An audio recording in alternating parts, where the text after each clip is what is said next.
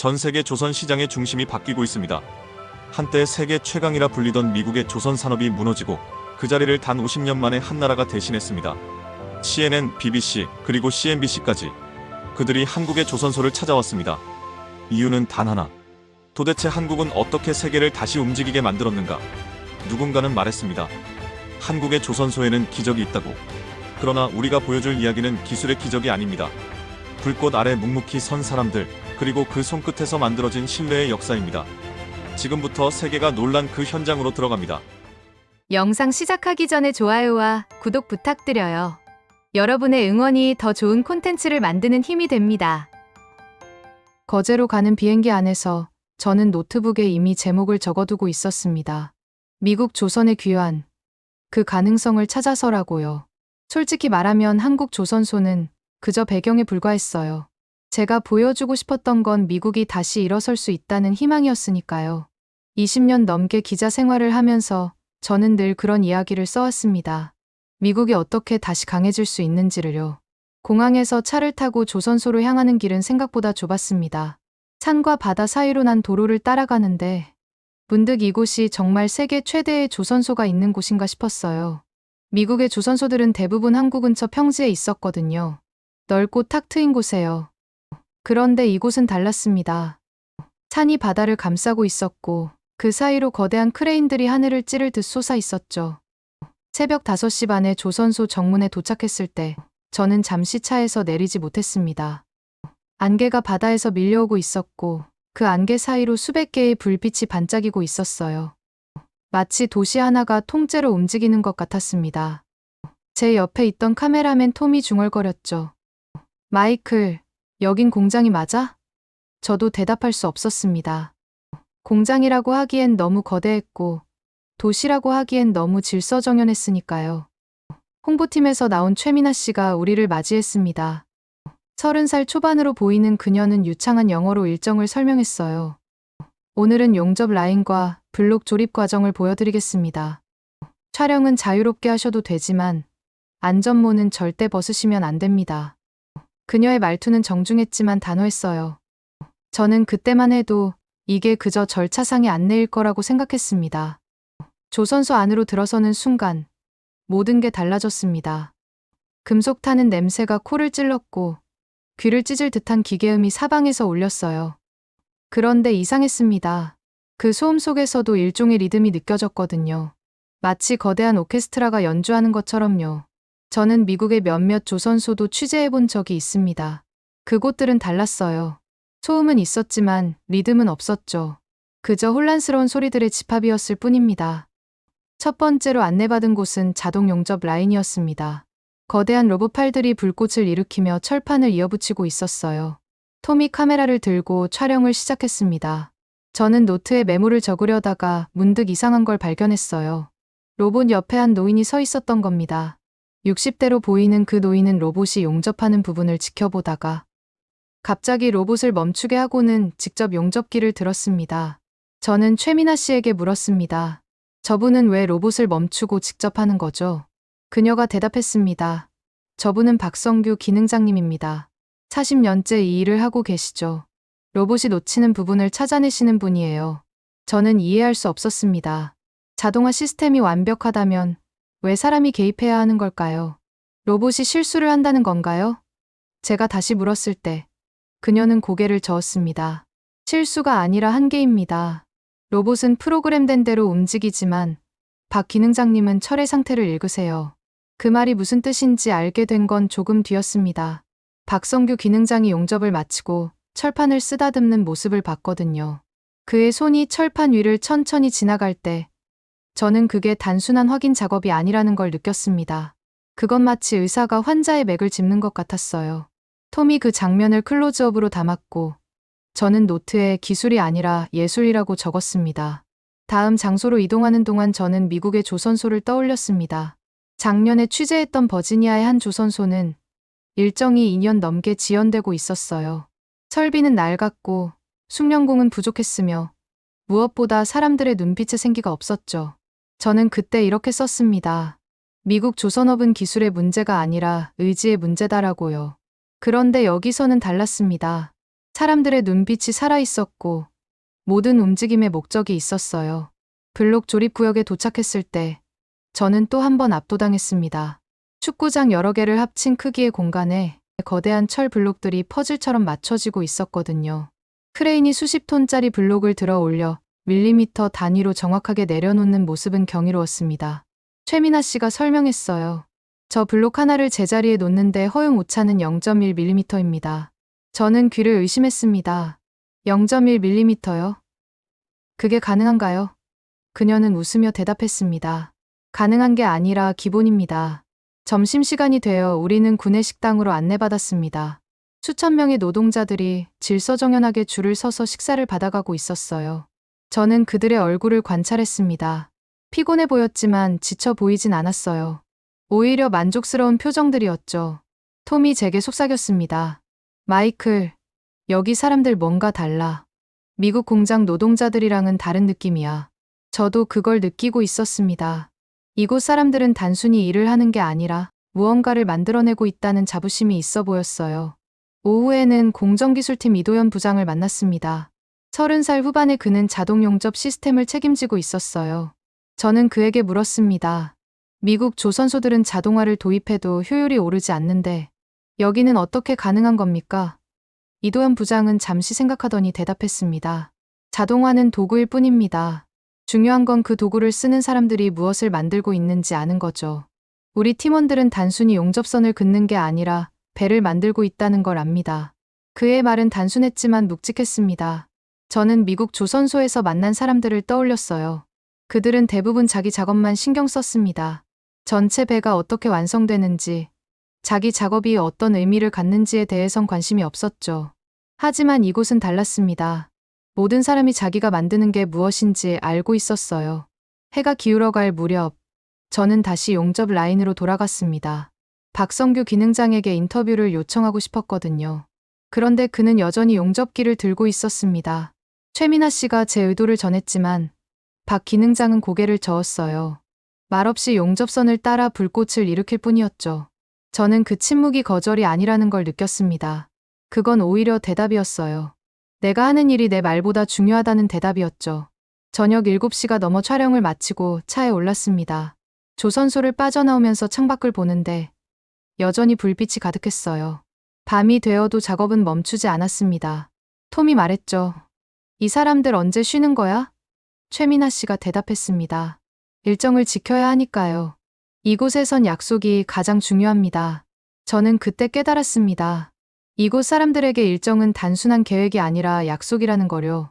호텔로 돌아와 노트북을 켰습니다. 제목을 지우고 다시 쓰려고 했지만 손이 움직이지 않았어요. 미국 조선의 귀환이라는 말이 갑자기 공허하게 느껴졌거든요. 저는 오늘 하루 동안 제가 본 게 무엇인지 정리할 수 없었습니다. 기술도 아니고 시스템도 아니고 그렇다고 단순한 노동도 아니었어요. 그건 뭔가 다른 것이었습니다. 창밖으로 먼 바다가 보였습니다. 어둠 속에서도 조선소의 불빛은 꺼지지 않았어요. 저는 그 불빛을 보며 생각했습니다. 기술은 배를 만들지만 저 사람들은 믿음을 만든다고요. 무엇에 대한 믿음인지는 아직 몰랐습니다. 하지만 그게 중요하다는 건 알 수 있었어요. 노트북을 덮고 침대에 누웠지만 잠이 오지 않았습니다. 박성규 기능장의 손이 자꾸 떠올랐거든요. 철판을 쓰다듬던 그 손, 불꽃 속에서도 흔들리지 않던 그 손이요. 저는 20년 넘게 기자 생활을 하면서 수많은 장인을 만났습니다. 하지만 오늘 본 건 달랐어요. 그건 단순히 숙련된 기술이 아니었습니다. 그건 일종의 신념 같은 거였죠. 내일 다시 조선소에 가야 합니다. 더 많은 걸 봐야 하고, 더 많은 걸 물어봐야 해요. 그런데 이상하게도 두려웠습니다. 제가 찾으러 온 이야기가 아닌 다른 이야기를 발견하게 될까 봐요. 미국의 가능성이 아니라 미국의 한계를 보게 될까 봐요. 어둠 속에서 희미하게 들리는 파도 소리를 들으며 저는 눈을 감았습니다. 그리고 다시 떠올렸죠. 저 불빛들이 내일도 꺼지지 않을 거라는 거요. 아침 6시, 호텔 로비에서 본사에 전화를 받았습니다. 편집국장 데이비드의 목소리는 차갑게 가라앉아 있었어요. 마이클, 어제 보낸 영상 봤네. 너무 감탄하는 것 아닌가? 우리는 한국 조선소 홍보 영상을 만들자는 게 아니야. 객관적으로 검증하게. 미국도 할 수 있다는 걸 보여줘야 한다고. 저는 대답했습니다. 알겠습니다. 하지만 전화를 끊고 나서 손이 떨렸어요. 제가 어제 본 건 과장이 아니었거든요. 그건 사실이었습니다. 차에 오르면서 톰이 물었습니다. 본사에서 뭐래? 저는 고개를 저었어요. 그냥 좀 더 비판적으로 보라는 거야. 톰은 피식 웃었습니다. 비판할 게 있어야 비판하지. 어제 본 거 너도 알잖아. 맞는 말이었습니다. 하지만 저는 기자였고, 기자에겐 임무가 있었어요. 최소한 균형은 맞춰야 했죠. 오늘은 인공지능 제어실을 먼저 보기로 했습니다. 최민아 씨가 우리를 2층 건물로 안내했어요. 계단을 올라가면서 그녀가 말했습니다. 오늘은 이도현 부장님이 직접 설명해 주실 겁니다. 제어실은 조선소의 두뇌라고 할 수 있죠. 저는 노트를 꺼내며 속으로 다짐했습니다. 냉정하게 보자고요. 기술적 사실만 확인하자고요. 제어실 문을 열었을 때 저는 잠시 숨이 멎었습니다. 벽면 전체가 모니터로 가득했어요. 수백 개의 화면에서 실시간으로 데이터가 흐르고 있었죠. 용접 온도, 압력, 속도, 오차율까지 모든 게 숫자로 표시되고 있었습니다. 이도현 부장이 우리를 맞이했어요. 어서 오십시오. 여기가 우리 조선소의 신경망입니다. 그는 화면을 가리키며 설명했습니다. 자동 용접 시스템이 0.1mm 단위로 용접선을 추적합니다. 인공지능이 철판의 온도와 습도를 실시간으로 분석해서 용접 속도를 조절하죠. 저는 메모를 하면서 물었습니다. 미국도 이 정도 시스템은 있습니다. 차이가 뭡니까? 이도현 부장은 잠시 침묵했어요. 그러더니 미소를 지었습니다. 한번 보시죠. 우리는 다시 현장으로 내려갔습니다. 어제 봤던 자동 용접 라인이었어요. 로봇 팔들이 여전히 불꽃을 일으키며 움직이고 있었죠. 그런데 오늘은 뭔가 달랐습니다. 박성규 기능장이 로봇 바로 옆에서 같은 속도로 용접을 하고 있었거든요. 마치 춤을 추듯이요. 로봇이 움직이면 그도 움직였고, 로봇이 멈추면 그도 멈췄습니다. 톰이 중얼거렸습니다. 저게 가능한 거야? 저도 믿기지 않았어요. 사람이 기계와 같은 리듬으로 움직인다는 게요. 이도현 부장이 조용히 말했습니다. 로봇이 사람의 리듬을 배운 겁니다. 박 기능장님의 40년 데이터가 저 인공지능에 들어가 있어요. 저 로봇은 박 기능장님의 손을 따라 배운 겁니다. 저는 할 말을 잃었습니다. 미국 조선소에서는 자동화가 사람을 대체하는 거였어요. 효율을 위해 사람을 줄이는 거였죠. 그런데 여기서는 반대였습니다. 기계가 사람을 배우고 있었어요. 사람의 숙련을 기계에 담고 있었던 겁니다. 저는 노트에 뭔가 적으려다가 손을 멈췄습니다. 이걸 어떻게 설명해야 할지 몰랐거든요. 박성규 기능장이 용접을 마치고 철판을 확인했습니다. 그의 손이 용접선을 따라 천천히 움직였어요. 그러더니 고개를 끄덕였습니다. 이도현 부장이 말했죠. 저 손의 감각을 데이터로 만드는데 3년이 걸렸습니다. 온도, 압력, 속도만으론 부족했어요. 촉감까지 담아야 했으니까요. 저는 물었습니다. 촉감을 데이터로 만든다고요? 그가 대답했습니다. 철은 살아 있습니다. 같은 온도라도 습도에 따라 다르게 반응하죠. 그걸 아는 건 기계가 아니라 사람입니다. 잠시 침묵이 흘렀습니다. 기계음만 울릴 뿐. 아무도 말하지 않았어요. 저는 그 침묵 속에서 뭔가 깨닫기 시작했습니다. 이곳에서는 기술이 목적이 아니라는 거요. 기술은 그저 수단이었어요. 진짜 목적은 따로 있었습니다. 점심 무렵, 저는 초대형 선체 조립 라인으로 이동했습니다. 축구장 10개를 합친 크기의 공간에 거대한 블록들이 조립되고 있었어요. 크레인이 수십 톤짜리 철 덩어리를 들어 올렸습니다. 그리고 밀리미터 단위로 정확하게 내려놓았죠. 저는 작년에 필라델피아 조선소를 취재했던 기억이 났습니다. 그곳에서는 블록 하나를 조립하는데 일주일이 걸렸어요. 오차가 커서 다시 들어 올리고, 다시 맞추고, 그러다 포기하고 용접으로 때우는 시기였죠. 현장은 혼란스러웠고, 사람들은 서로 소리를 질렀습니다. 납기는 계속 밀렸고, 결국 프로젝트는 2년 넘게 지연됐어요. 저는 그때 이렇게 썼습니다. 미국 조선업은 기술보다 관리가 문제다. 그런데 지금 눈앞의 광경은 달랐습니다. 블록들이 퍼즐처럼 맞춰지고 있었어요. 아무도 소리 지르지 않았고, 아무도 서두르지 않았습니다. 그런데도 모든 게 정확하게 진행되고 있었죠. 저는 최민아 씨에게 물었습니다. 저 사람들은 서로 말도 안 합니까?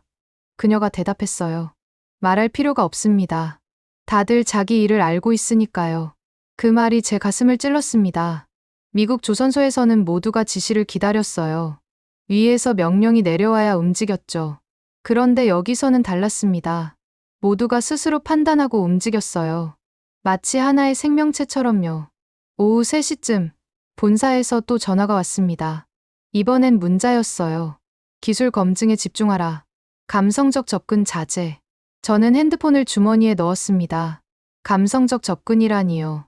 제가 지금 보고 있는 건 사실이었어요. 감정이 아니라 현실이었습니다. 저녁 무렵, 저는 이도현 부장에게 솔직하게 물었습니다. 도대체 왜 이렇게 조용합니까? 미국 공장은 항상 시끄럽습니다. 지시하고, 확인하고, 보고하느라 정신이 없죠. 그런데 여긴 너무 조용해요. 이상할 정도로요. 그는 잠시 생각하더니 대답했습니다. 조선은 말로 하는 게 아니니까요. 보여주는 일입니다. 그 한마디가 제 머릿속을 맴돌았습니다. 말로 하는 게 아니라 보여주는 일이라고요. 저는 20년 넘게 기자 생활을 하면서 수많은 인터뷰를 했습니다. 사람들은 항상 말로 설명했어요. 자기가 얼마나 대단한지, 얼마나 열심히 일하는지요. 그런데 이곳 사람들은 달랐습니다. 그들은 말하지 않았어요. 그냥 보여줬습니다. 해가 지고 있었습니다. 저는 제어실 옥상으로 올라갔어요. 거제 앞바다가 한눈에 보였습니다. 그리고 그 바다를 향해 늘어선 거대한 도크들이 보였죠. 수십 척의 배가 동시에 만들어지고 있었어요. 저는 노트북을 열었습니다. 뭔가 써야 했어요. 본사에 보낼 기사를 써야 했죠. 하지만 손가락이 움직이지 않았습니다. 제목조차 떠오르지 않았어요. 미국 조선의 귀환이라는 말은 이제 공허했습니다. 한국 조선의 우수성이라고 쓰자니 그것도 아니었어요. 이건 단순히 기술이나 효율의 문제가 아니었거든요. 이건 뭔가 더 깊은 거였습니다. 이도현 부장이 옥상으로 올라왔습니다. 그는 아무 말 없이 제 옆에 섰어요. 우리는 함께 불빛들을 바라봤습니다. 한참 후에 그가 조용히 말했습니다. 여기선 기술이 사람이 되고 사람이 기술이 됩니다. 그게 우리 방식입니다. 저는 그 말을 곱씹었습니다. 기술이 사람이 되고 사람이 기술이 된다고요. 미국에서는 기술과 사람이 따로였어요. 기술은 효율을 위한 도구였고 사람은 그 도구를 쓰는 존재였죠. 그런데 여기서는 경계가 없었습니다. 기술 속에 사람이 있었고 사람 속에 기술이 있었어요. 불빛은 여전히 흔들리지 않았습니다. 밤이 되어도 바람이 불어도 저 불빛들은 꺼지지 않았어요. 저는 문득 깨달았습니다. 저 불빛이 단순히 작업등이 아니라는 거요. 저건 약속이었습니다. 누군가에게 한 약속을 지키기 위해 켜놓은 불빛이었어요. 노트북 화면은 여전히 비어 있었습니다. 커서만 깜빡이고 있었죠. 저는 키보드에 손을 올렸다가 다시 내렸습니다. 뭘 써야 할지 알 수 없었거든요. 아니, 정확히는 쓰고 싶지 않았습니다. 본사가 원하는 기사를요. 톰이 계단을 올라오며 말했습니다. 마이클, 내일 일정 확인했어? 내일은 실제 선박 진수식을 본대. 완성된 배가 바다로 나가는 거. 저는 고개를 끄덕였습니다. 그래. 알아. 톰이 물었어요. 기사는 썼어? 저는 대답하지 못했습니다. 그냥 노트북 화면을 바라볼 뿐이었죠. 이도현 부장이 먼저 계단을 내려갔습니다. 저도 일어서려다가 다시 앉았어요. 조금만 더 보고 싶었거든요. 저 불빛들을요. 저 조용한 움직임들을요. 저 흔들리지 않는 약속들을요. 바람이 불어왔습니다. 차가운 바닷바람이었어요. 저는 눈을 감았습니다. 그리고 들었습니다. 멀리서 들려오는 기계음을요. 용접 소리를요. 크레인이 움직이는 소리를요. 그 소리들은 시끄럽지 않았습니다. 오히려 조용했어요. 마치 거대한 심장이 뛰는 것 같았죠. 저는 다시 눈을 떴습니다. 불빛들은 여전히 그 자리에 있었어요. 내일도, 모레도, 아마 1년 후에도 저 불빛들은 같은 자리에서 빛날 거라는 걸 알 수 있었습니다. 왜냐하면 저건 단순한 조명이 아니었으니까요. 저건 신념이었습니다. 노트북을 덮었습니다. 오늘은 쓰지 않기로 했어요. 내일 진수식을 보고 나서 쓰기로 했습니다. 그때는 뭔가 확실해질 거라고 생각했거든요. 제가 지금 느끼는 이 혼란이 정리될 거라고요. 하지만 마음 한구석에서는 알고 있었습니다. 내일 본다고 해서 이 혼란이 정리되진 않을 거라는 거요. 오히려 더 깊어질 거라는 거요. 왜냐하면 저는 이제 알아버렸으니까요. 제가 찾으러 온 이야기와 제가 발견한 이야기가 다르다는 거요. 계단을 내려가면서 뒤를 돌아봤습니다. 불빛들이 여전히 빛나고 있었어요. 흔들림 없이요. 저는 그 불빛을 등지고 어둠 속으로 걸어 내려갔습니다. 내일이 두려웠지만 동시에 기다려졌습니다. 아침 8시 호텔에서 최민아 씨의 전화를 받았습니다. 오늘은 특별한 구역을 보여드릴 예정입니다. 하지만 보안 절차가 까다로우니 양해 부탁드려요. 저는 커피를 마시다 말고 물었습니다. 어떤 구역인데요? 그녀는 잠시 침묵하더니 대답했어요. 방위산업 라인입니다. 일반인은 물론이고 대부분의 언론에도 공개하지 않는 곳이죠. 차에 오르면서 톰이 흥분한 목소리로 말했습니다. 드디어 진짜를 보는 거네. 저는 고개를 끄덕였지만 속으로는 복잡했어요. 이틀 동안 본 것만으로도 충분히 압도당했는데 더 깊은 곳을 본다는 게 두려웠거든요. 본사에서는 여전히 객관성을 유지하라고 했지만 저는 이미 객관적일 수 없다는 걸 알고 있었습니다. 조선소 안쪽 깊숙한 곳으로 들어갔습니다. 보안 게이트를 3번이나 통과했어요. 신분증을 확인하고 촬영 장비를 점검하고 서약서에 서명했습니다. 그 과정이 끝나고 나서야 철문이 열렸죠. 문 너머로 보이는 풍경은 지금까지 본 것과는 차원이 달랐습니다. 거대한 철 구조물들이 정밀하게 조립되고 있었어요. 그런데 이상했습니다. 소음은 있었지만 혼란은 없었죠. 모든 움직임이 계산된 것처럼 정확했어요. 이도현 부장이 우리를 맞이했습니다. 오늘은 일부만 보여드릴 수 있습니다. 이해해 주시길 바랍니다. 저는 알겠다고 대답했어요. 하지만 마음속으로는 일부만 봐도 충분할 것 같다고 생각했습니다. 그때 한 사람이 우리에게 다가왔습니다. 50대 초반으로 보이는 백인 남성이었어요. 이도현 부장이 소개했습니다. 미 해군 조달청 기술 고문 존 밀러입니다. 오늘 함께 동행하실 겁니다. 존 밀러는 악수를 청하며 말했어요. 반갑습니다. 저도 이 구역은 처음입니다. 그의 목소리에는 긴장이 섞여 있었습니다. 우리는 내부로 들어갔습니다. 첫 번째로 본 건 자동화 시스템과 수작업이 완벽하게 동기화된 공정이었어요. 로봇팔이 철판을 고정하면 사람이 정밀 용접을 했습니다. 그리고 다시 로봇이 다음 단계로 넘어가는 시기였죠. 저는 넋을 잃고 바라봤습니다. 이건 사람이 하는 겁니까? 아니면 기계입니까? 이도현 부장이 미소 지으며 대답했어요.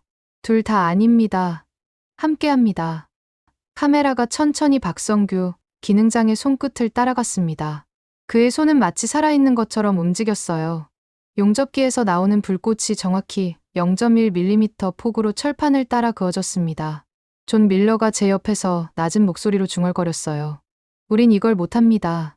저는 그를 돌아봤습니다. 미 해군 기술 고문이 저런 말을 한다는 게 믿기지 않았거든요. 잠시 침묵이 흘렀습니다. 기계음만 울릴 뿐 아무도 말하지 않았어요. 저는 그 말의 무게를 느꼈습니다. 미국이 못한다고요. 한때 하루에 배 한 척씩 만들던 나라가요. 2차 세계대전 때 세계를 먹여 살리던 나라가요. 저는 노트에 그 말을 적으려다가 손을 멈췄습니다. 적고 싶지 않았어요. 다음 구역으로 이동했습니다. 더 깊숙한 곳이었어요. 여기서는 잠수함 내부 구조물을 조립하고 있었습니다. 밀폐된 공간 안에서 정밀 용접이 진행되고 있었죠. 최민아 씨가 설명했어요. 잠수함은 1mm의 오차도 허용되지 않습니다. 수압 때문이죠. 저는 고개를 끄덕이며 안을 들여다봤습니다.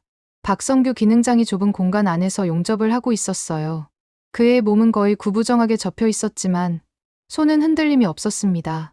불꽃이 터질 때마다 좁은 공간 전체가 환해졌다가 어두워졌어요. 저는 숨을 참고 지켜봤습니다.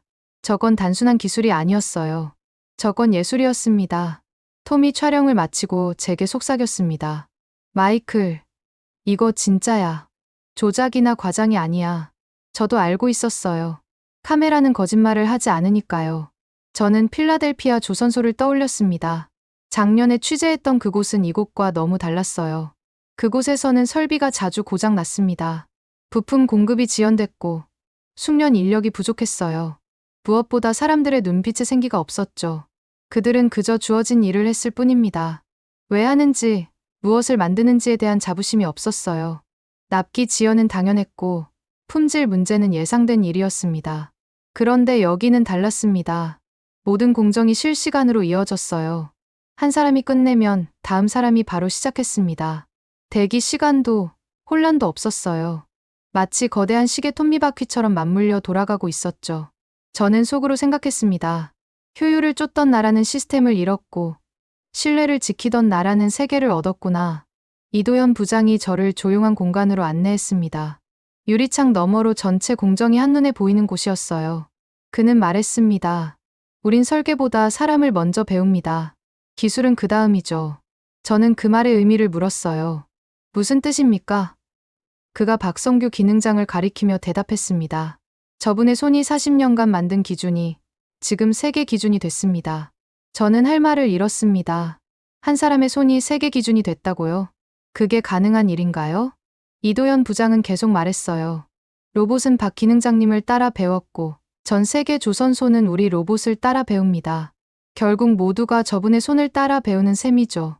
존 밀러가 인터뷰 도중 조용히 고개를 끄덕였습니다. 그리고 말했어요. 이건 단순한 산업이 아니라 훈련된 철학이군요. 저는 그의 표정을 봤습니다. 인정하고 싶지 않지만 인정할 수밖에 없다는 표정이었어요.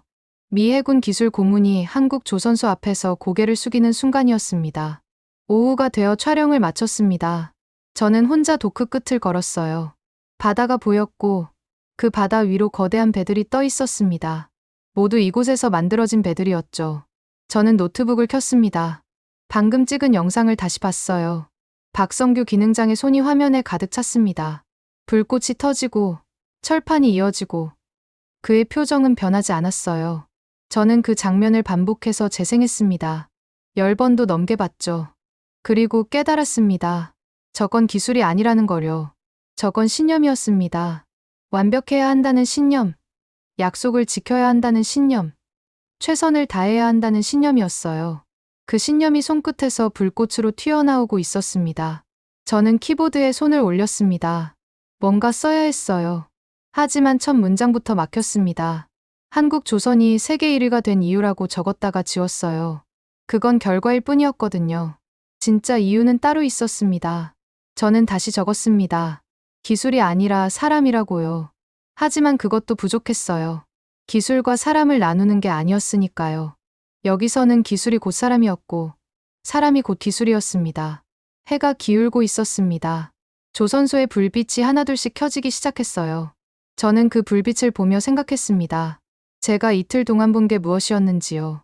로봇도 봤고 시스템도 봤고 공정도 봤습니다. 하지만 진짜 본 건 그게 아니었어요. 저는 사람을 봤습니다. 침묵하는 사람, 집중하는 사람, 약속을 지키는 사람을요.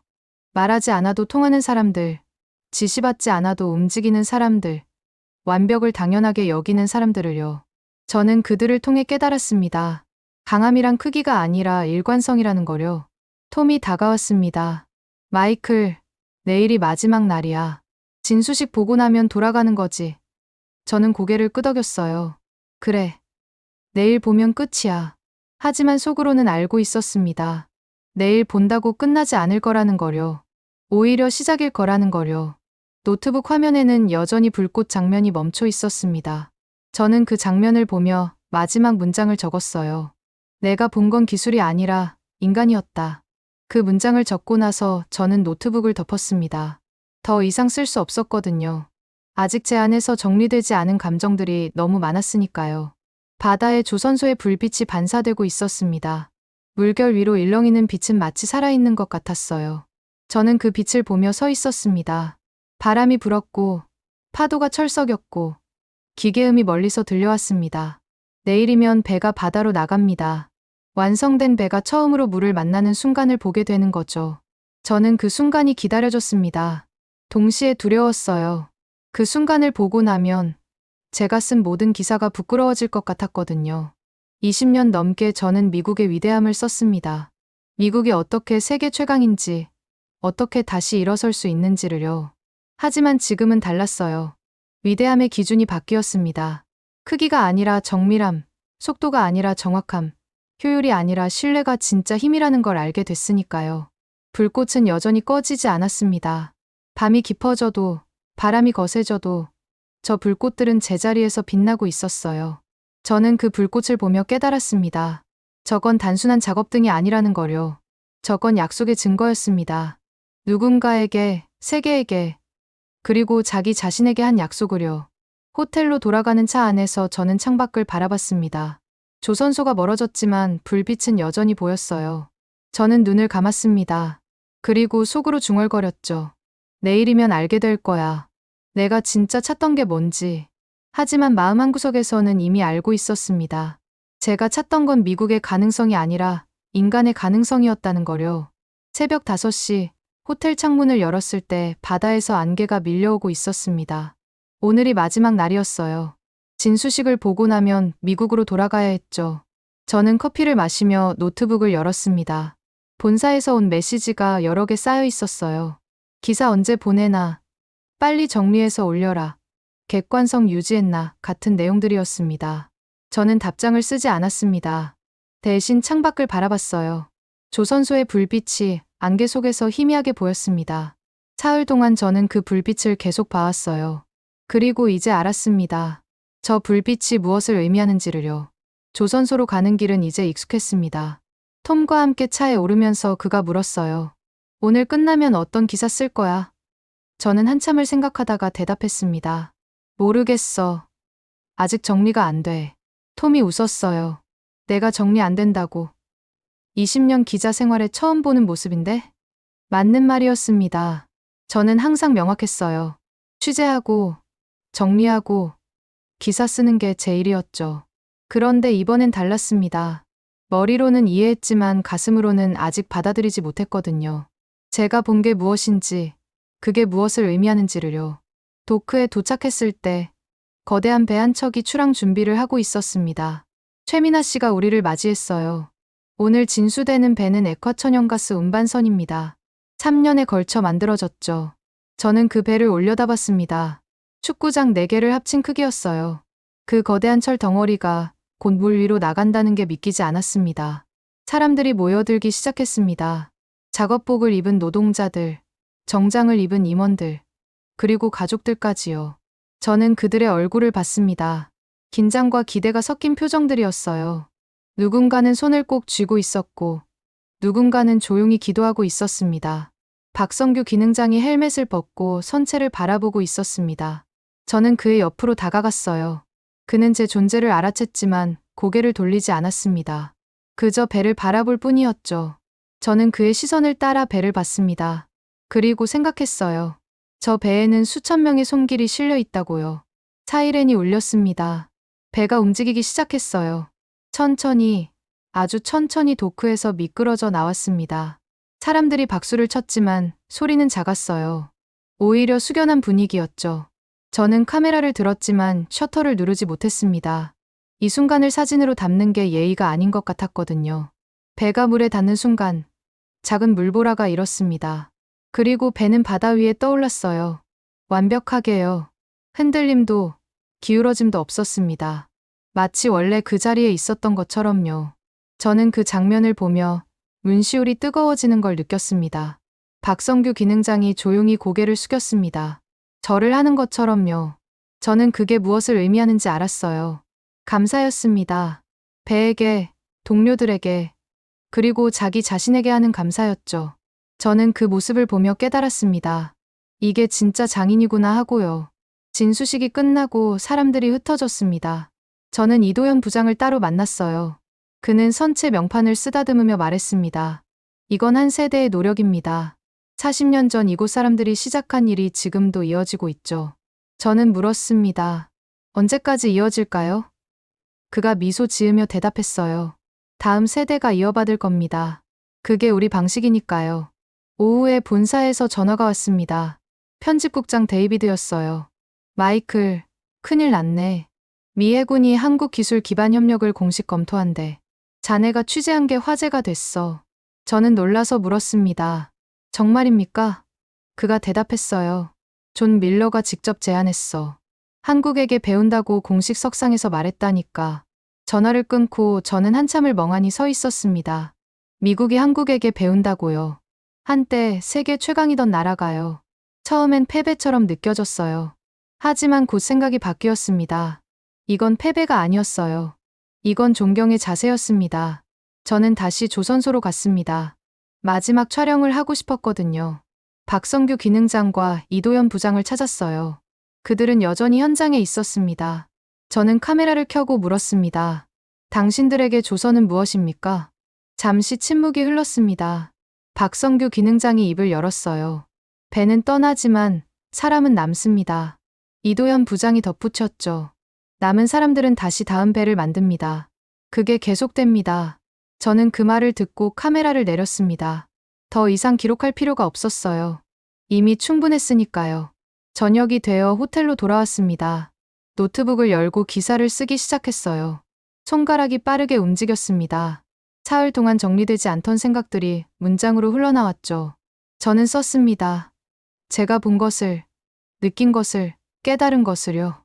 첫 문장은 이렇게 시작했습니다. 기술은 배를 만들고 사람은 나라를 만든다. 그리고 계속 썼어요. 한국 조선소의 정밀함, 사람들의 침묵, 흔들리지 않는 약속에 대해서요. 효율이 아니라 신뢰에 대해서, 속도가 아니라 정확함에 대해서요. 마지막 문장을 쓸 때 저는 잠시 망설였습니다. 어떻게 끝내야 할지 고민됐거든요. 그러다가 문득 떠올랐어요. 제가 이곳에서 진짜 본 게 무엇이었는지요. 저는 적었습니다. 그리고 나는 그 나라에서 진심을 봤다. 기사를 다 쓰고 나서 전송 버튼을 눌렀습니다.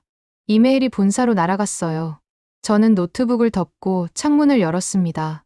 밤바다가 보였고 멀리서 조선소의 불빛이 보였어요. 여전히 꺼지지 않은 채로요. 톰이 방문을 두드렸습니다. 마이클, 내일 아침 일찍 공항 가야 해. 짐 쌌어? 저는 고개를 끄덕였어요. 응. 거의 다 쌌어. 그가 제 표정을 보더니 물었습니다. 괜찮아? 저는 웃으며 대답했죠. 응, 괜찮아. 그냥 좀 아쉬워서. 톰이 가고 나서 저는 다시 창밖을 봤습니다. 해가 떠오르고 있었어요. 붉은 빛이 바다를 물들이고 있었죠. 그 빛 속에서 거대한 배 한 척이 수평선을 향해 나아가고 있었습니다. 어제 진수된 배였어요. 이미 먼 바다로 떠나고 있었습니다. 저는 그 배를 보며 생각했습니다. 저 배는 세계 어딘가로 가겠죠. 천연가스를 싣고 대양을 건너 누군가에게 약속을 지킬 거예요. 그리고 그 약속은 지켜질 겁니다. 왜냐하면 저 배를 만든 사람들이 그렇게 만들었으니까요. 파도 소리가 들렸습니다. 규칙적이고 고요한 소리였어요. 저는 그 소리를 들으며 눈을 감았습니다. 그리고 떠올렸죠. 박성규 기능장의 손, 이도현 부장의 말, 최민아 씨의 미소, 그리고 그 모든 것을 감싸던 조용한 집중으로 본사에서 답장이 왔습니다. 기사 잘 받았다. 훌륭하다. 이번 주 커버 스토리로 간다. 저는 메시지를 읽고 핸드폰을 내려놨어요. 기쁘지 않았습니다. 오히려 부끄러웠어요. 제가 쓴 글이 과연 이곳의 진심을 제대로 담았을까 하는 의문이 들었거든요. 짐을 싸면서 저는 호텔 방을 둘러봤습니다. 사흘 동안 머문 곳이었어요. 짧은 시간이었지만 많은 게 바뀌었습니다. 제 생각이, 제 시선이, 제 마음이요. 저는 이곳에 와서 취재를 했지만 오히려 제가 배웠습니다. 강함이 무엇인지, 위대함이 무엇인지를요. 공항으로 가는 길, 차창 밖으로 조선소가 보였습니다. 저는 운전기사에게 잠시 멈춰달라고 부탁했어요. 차에서 내려 조선소를 바라봤습니다. 해가 높이 떠올라 있었고 크레인들이 여전히 움직이고 있었어요. 사람들이 일하고 있었고 배들이 만들어지고 있었습니다. 톰이 제 옆에 섰습니다. 다시 올 거야? 저는 고개를 끄덕였어요. 그가 물었습니다. 왜? 저는 한참을 생각하다가 대답했어요. 여기서 배운 게 있으니까. 아직 다 배우지 못했어. 차에 다시 올랐습니다. 조선소가 멀어졌어요. 하지만 불빛은 여전히 보였습니다. 저는 그 불빛을 보며 생각했어요. 저 불빛은 내일도, 모레도, 1년 후에도 켜져 있을 거라고요. 왜냐하면 저건 단순한 조명이 아니니까요. 저건 약속이고, 신념이고, 자부심이니까요. 비행기가 이륙했습니다. 창문으로 거제가 보였어요. 작은 섬이었지만 거대한 배들을 만들고 있었습니다. 저는 그 모습을 보며 미소 지었어요. 그리고 속으로 중얼거렸죠. 고맙습니다. 무엇에 대한 감사인지는 정확히 몰랐습니다. 그냥 감사했어요. 미국으로 돌아오는 13시간 동안 저는 잠들지 못했습니다. 계속 생각했어요. 제가 본 것들을, 느낀 것들을요. 그리고 깨달았습니다. 이번 취재는 끝이 아니라 시작이라는 거요. 제가 앞으로 쓸 모든 기사가 달라질 거라는 거요. 공항에 도착했을 때 편집국장이 나와 있었습니다. 마이클, 수고했네. 기사 반응이 엄청나더군. 미 해군에서도 연락 왔어. 인터뷰 요청이 쏟아지고 있다고. 저는 고개를 끄덕였지만 대답하지 않았어요. 반응이 좋다는 게 중요한 게 아니었거든요. 집에 돌아와 노트북을 열었습니다. 기사가 메인에 올라가 있었어요. 조회수가 100만을 넘었고 댓글이 수천 개 달려 있었습니다. 저는 댓글을 읽지 않았어요. 대신 새 문서를 열었습니다. 그리고 적기 시작했죠. 제목은 이랬습니다. 나는 그곳에서 무엇을 배웠는가. 밤이 깊었습니다. 창밖으로 뉴욕의 불빛이 보였어요. 화려하고 시끄러운 불빛들이었습니다. 하지만 저는 다른 불빛을 떠올렸어요. 조용하고 흔들리지 않는 불빛을요. 거제 조선소의 불빛을요. 저는 글을 쓰다가 멈췄습니다. 그리고 창문을 열었어요. 차가운 바람이 들어왔습니다. 저는 눈을 감고 귀를 기울였어요. 파도 소리가 들리는 것 같았습니다. 하지만 착각이었죠. 여긴 뉴욕이었고 바다는 멀리 있었으니까요. 하지만 제 마음속에는 여전히 그 소리가 남아 있었습니다. 파도 소리, 용접 소리, 크레인이 움직이는 소리, 그리고 침묵의 소리까지요. 그 소리들이 제 안에서 계속 울리고 있었어요. 아마 평생 울릴 겁니다. 저는 노트북을 덮고 침대에 누웠습니다. 천장을 바라보며 생각했어요. 제가 정말 본 게 무엇이었는지를요. 기술도 봤고, 시스템도 봤고, 공정도 봤습니다. 하지만 진짜 본 건 그게 아니었어요. 저는 사람을 봤습니다. 진심을 다하는 사람들을요. 그리고 저는 배웠습니다. 위대함은 크기가 아니라 일관성이라는 거요. 강함은 속도가 아니라 정확함이라는 거요. 자부심은 말이 아니라 침묵에서 나온다는 거요. 눈을 감았습니다. 어둠 속에서도 불빛이 보였어요. 꺼지지 않는 불빛이요. 저는 그 불빛을 보며 잠들었습니다. 그리고 꿈을 꿨어요. 다시 그곳으로 돌아가는 꿈을요. 이런 감동적인 대한민국의 이야기들을 계속 보고 싶으시다면 구독과 좋아요, 알림 설정까지 부탁드려요.